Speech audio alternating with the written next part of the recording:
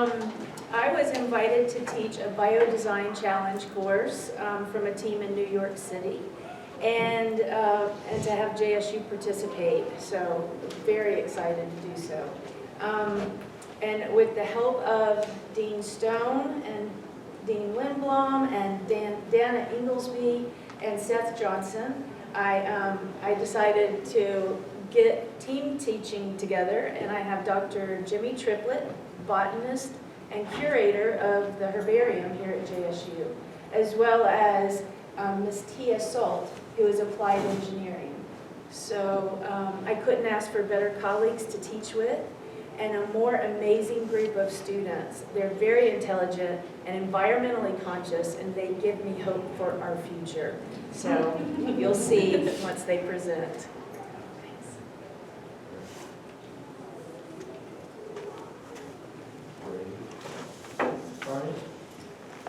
Good morning, ladies and gentlemen. My name is Jamall J. James. I'm in applied engineering, and the Biodesign Challenge is a course where it bridges art, biology, and engineering, where students come together to design an innovative project that incorporates nature with general design.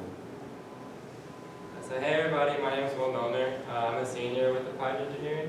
So the Biodesign Challenge is an international competition where college students from around the world compete to create projects involving scientists, artists, and engineering designs. So biodesign itself is the integration of organic processes and materials into the creation of buildings, clothes, products, and pretty much anything you can think of. You can incorporate nature into the design. So that's why this challenge focuses on an interdisciplinary approach to problem solving. It brings students from these three backgrounds, and it has allowed us to uniquely solve issues facing humanity today. And it's also allowed us to explore new ways of thinking that traditionally would not be available to us in the classroom. So at the end of the semester, we will present our projects to a team in New York, and they will choose what they want us to focus on. And currently, we're working on three main things right now, so we're going to go into that, starting off with Kyra with the vital scans. And so I am representing our first project, which the working title is Vital Scan.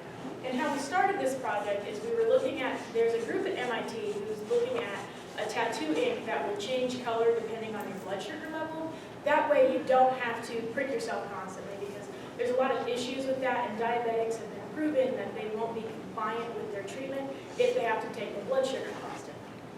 And so they're having a lot of trouble with that, specifically because they can get the pigment to change color once, and then it won't revert back, so it's useless after that. And so we were looking into how we could improve that, and then we went, well, why stop there? Why would we just look at diabetes when there's a group already doing that? And the big part of this class is it's not just how can we apply what science we have now, and how, it's more of how can we take the science we have now and figure out what the science is going to be in the future. And so we decided we were going to go more towards a integrated health system, especially because we already have a lot of those. We have home health monitoring systems. We just call them Apple Watches and Fitbits. And so going into a fully integrated home health system is not going to be a huge stretch, especially when there's a lot of talk of going into telemedicine, where you just go, and we have the beginnings of that, where you can walk into a CVS and your pharmacist can give you a few basic tests. That's really what we're moving towards. And so we're looking at that integrated system. So there's going to be a lot of different science aspects that we can pull into that. But the other big part of this project is the art side and the culture side especially. And so the two big things that the culture wants us, that this group, or this judging group wants us to look at with this culture is, how is it going to impact us in the future, and why is it going to impact us this way? And so we're going to go a little bit darker with this in our project, not because we think that these are going to be bad, or because technology is going to be the bane of human existence, but just because we need to know as a society what questions to ask and when we're looking at these home health systems. So we're going to look at who we would trust with this, why we should trust them with this, and how much we should trust them with this. We're going to go a little bit Black Mirror-y, mostly because that's going to be, we think that's going to be a completely different take on this situation than everyone else is going to go, so it's going to really stand out. And yeah, that's really the basis of our project so far. We haven't gotten a lot, but we're hitting the ground running, so it's going to be good. The next thing we're working on is called called Topher, the ocean's plastic eating robot. So I'll let Reagan talk about that. Okay, so my name is Reagan, and I'm a junior in the Applied Engineering Department. And so, as Will said, Topher is called the ocean's plastic eating robot. And so the thing that we wanted to try and fix is there's so much waste in the ocean. And so we wanted to try and design something that was going to go out in the ocean, and it was going to be able to blend in with nature. It would help. So what he's designed to do is he's going to go around, he's going to swim around the ocean, and he's going to have tentacles, he's going to have claws, and different animal characteristics, even like a synthetic skin, that would help him blend in, and we don't want him to hurt other animal life like so. And he's going to pick up all the plastic and all the trash that's in the ocean, and he's going to eat it pretty much. And so inside of his digestive tract is going to be like a filtration system to get out extra water, and different containers that he can put metal or plastics or microplastics in. And there's going to be a bacterium inside of his digestive tract called Ideonella cychensis. And what it's going to do is it's going to break down the plastics, and so that it will get rid of it. And so he's going to have a little docking base so that you can perform maintenance on him, check up on him, and to gather anything that he might not have been able to break down. That's total. And our last thing is called high altitude atmospheric decontamination. So Matt's going to cover that. So we wanted to come up with a globally executable, low-cost solution to tackle the environmental challenges of today. So we decided to use high-flying weather balloons or sounding balloons to remove harmful greenhouse gases as well as CFCs. And the balloon would have a technology that uses lasers to break the CFCs so that they would become inert and fall out. Because we're still dealing with greenhouse gases that were done almost 50 years ago, and they can sit in the atmosphere for 100 years. Also, we wanted to try to get rid of some of the other types of greenhouse gases using a electrostatic coronal ion generator, which basically is a catalytic converter for the atmosphere. And we wanted it to be able to be utilized high as well as more ground level, to where some slight modifications of this system can be used to clear smog from cities. And that's why we think it's an affordable and effective global solution. Thank you. Morning, everybody. I'm Avery, and that is a brief synopsis of the biodesign class and some of the projects that we're working on as a class.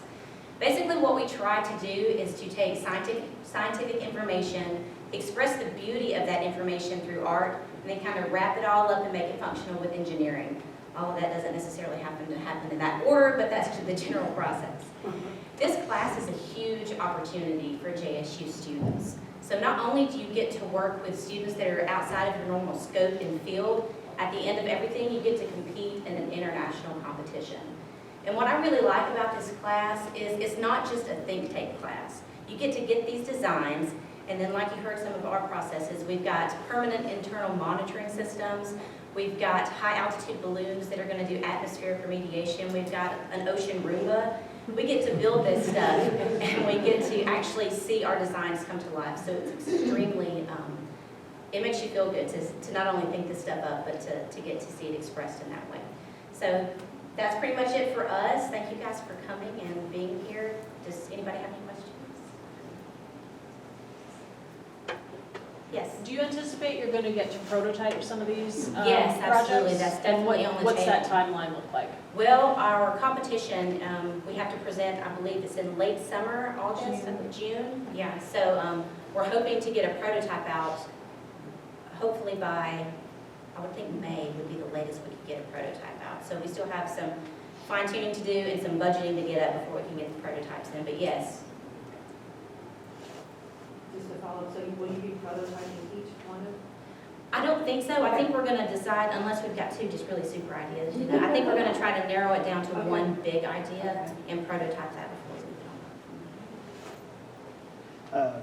Well, first, before I probably critique harshly, maybe, or add to it, I'm not sure. seek clarification. Very great stuff, very awesome innovation.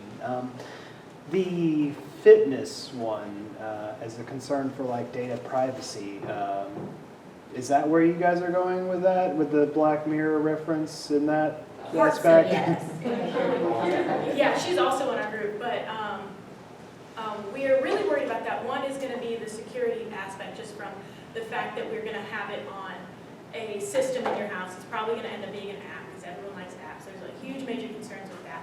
But also just the fact that this would likely be one corporation who did this. And so the first idea was we started talking about how just utterly horrifying pharmaceutical ads are. Like when you're just looking at, like, is this medication that you need to be prescribed from a doctor, why are you seeing that as an ad on TV?